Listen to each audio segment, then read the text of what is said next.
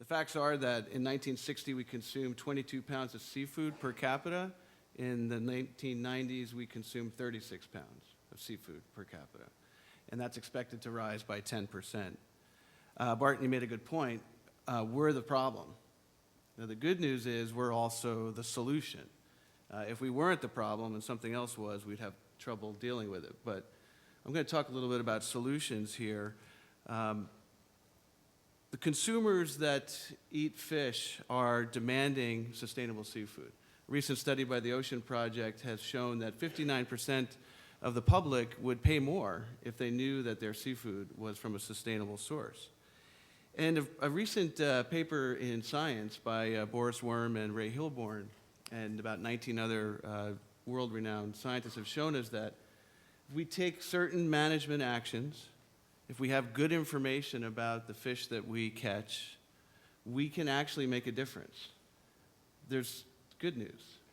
Management action, things like set enforcement and catch limits, implement ecosystem-based management, not just management for one species, but management for the system as a whole. Establish marine protected areas. Improve or establish economic incentives. These animals that we consume belong to all of us. They don't just belong to the fishermen. They don't just belong to the divers. They belong to all of us. So we need to put some value there that equates to all of us. We need to end perverse subsidies for, the reason, we fished for millennia, but what happened in the 1950s is we industrialized that. Over 98% of the people that fish catch half the fish in the world. That leaves maybe a little more than 1% of the people that fish that catch the other half. That's industrialized fishing, and that's a root of our problem. And we need to support sustainable aquaculture. Aquaculture, as we pointed out, this year or next year will be the largest thing that we're consuming, not the wild, but the produced. And that's a significant statement.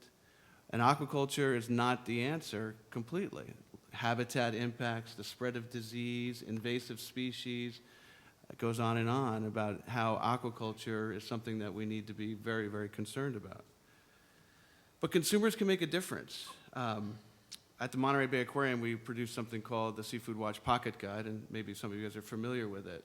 And what it does is for those who want to eat fish, it gives you an easy tool to make a choice, to connect with those very important management decisions that are supporting change. The Boris Worm and Hilborn paper, they point to something I think that we've all had a little hope and have thought that perhaps this is true, that if we act, we can make a difference. And the data that they present actually shows that that's true, that we can restore. But that data is only from countries that have well-managed fisheries and where we know this information, and that represents only 7% of the coastal states. So good news, we can make a difference. The bad news is it's a global market that's at play here.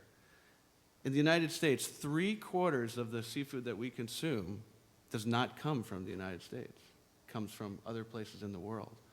Of that, only 1/4 of the aquaculture that we consume here in the United States is produced in the United States. And so we're talking about global commodities here. So it comes down to this. It's demand and it's supply. It's a simple economic equation. And the fact is that your choices matter. You can make a difference. If you want to impact this and you want to be part of the solution, you can.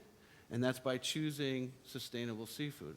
And we have some tools that we've talked about that can get you there. And I wanted to talk a little bit about, it's not just consumers. The consumers were certainly a big part in moving this issue forward, but we're approaching a very important point. You can call it a tipping point, and I think that's true. Major corporations around the world are now making this commitment. We've handed out 32 million pocket guides. Did that change the world? I'm going to argue that it did. Companies like Aramark and Compass, the two largest food service companies in the United States that themselves purchase millions and millions and millions of pounds of seafood, have committed to the Monterey Bay's program on sustainable seafood. Their purchase power, their leverage is now heading right into the supply chain and causing aquaculture, capture fisheries, to make different choices. Why? They want to sell their fish. Fishermen want to be in business 10, 15, 20 years from now. We want to probably still be consuming it, with all due respect, Sylvia. And so businesses are now making decisions with large purchase power, and that is in the supply chain now, and that's going to have impact on the water. So I think there's a little bit of hope here, because if we didn't have hope, it'd be tough to get up in the morning. But I get up with a smile, and I'm excited to go to work, because all of us around this table, especially the media make a huge difference in this. Your voices need to be heard. Connect to solid programs, grounded in good science, and make good choices, and we can turn the tide. The fishing industry is a global industry, and I think moving away from exports or imports, I think, is going to be very difficult. You know, there are resources within our country that we are not tapping yet, such as aquaculture. You know, aquaculture, especially with farm-raised oysters, with the farm-raised shellfish bivalves, can be an enormous benefit to coastal communities that are a very strong part of our cultural heritage. You're creating jobs for hard-hit coastal communities. You're creating sustainable economic development. In the case of farm-raised oysters, you know, it's our patriotic duty.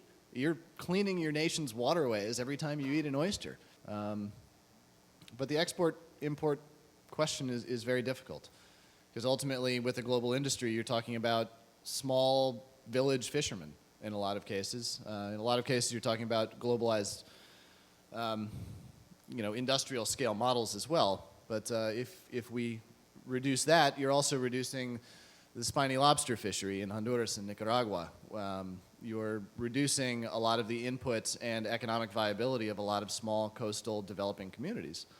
Some of the coastal states are very well managed. United States, Iceland, the European Union. There's some good management there. But what's happening is, with that management, there is a displacement of that effort to other parts of the world. And so we have to be a little careful about that. Your question about, can we, you know, through market incentives, bring in maybe sustainable supply, I think the answer is yes, as long as it's coupled with very strong management aspects of that supply. This is a global issue, so global legislation, global action, businesses that purchase on a global scale can make a difference. That's why these large corporate commitments have immediate impact, not only locally on what they serve, but internationally on what they buy. We have these partnerships with these two companies, and they are the single largest purchasers for some major producers in China. And so when they talk, they listen.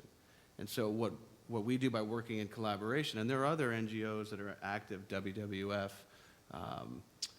Greenpeace, and others, when these companies have commitments and they talk, Walmart, for example, Walmart has made a commitment for the Marine Stewardship Council certification, very important step, because there's measures of sustainability in there. So certification is an important aspect. There's nothing like it for aquaculture yet. And companies that are large purchasers making commitments will make a difference. We know what the solutions are. That's clear. These are no-brainers. If there is one thing that we're doing to the ocean that we can solve, is, you know, the problem of overfishing. And the only challenge is to implement these solutions at a global scale. As Ed was saying, you know, if we don't eat swordfish here, well, the Chinese will buy them and eat them, right? There has been an artificial polarization between economic development and environmental conservation. It's not an either-or choice. That it can be, especially in developing countries, there can be no development without environmental sustainability. And there is a strong evidence that shows that, especially in developing countries, managing the human activities on the coastal areas in a way that maintains the capacity of the ecosystem to provide all these services that are essential to us, not only benefits the ecosystem, but also benefits the coastal communities that depend on these resources. And moreover, the ecosystem-based management, this good management, including marine protected areas, provides economic benefits that are way larger than the unmanaged, unregulated exploitation of the resources. Again, it's we have to choose between having a savings account that gives us these returns for long term, or depleting a debit account with no deposits.